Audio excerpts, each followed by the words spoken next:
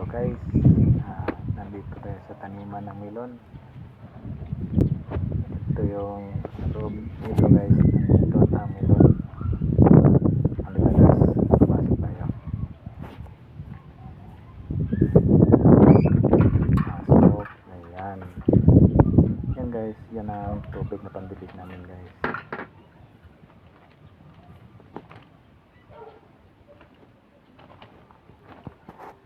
At ito yung swimming pool.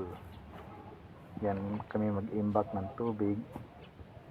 At saka higupin dito sa hose. At saka yun na ang pandili guys. Dito na guys sa loob. Yan.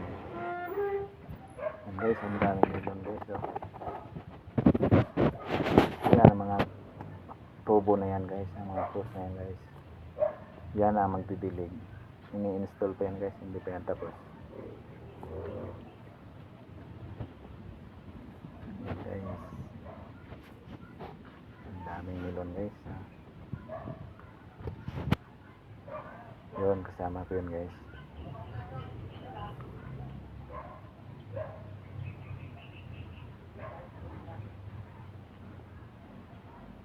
Ang ganda. Tingnan guys.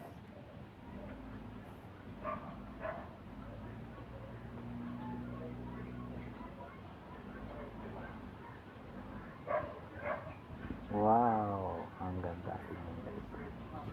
Ang dami nito. Ang kasabi. Yan no. Maliit pa yan guys.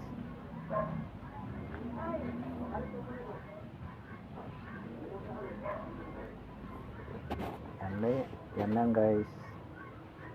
Thank you for watching.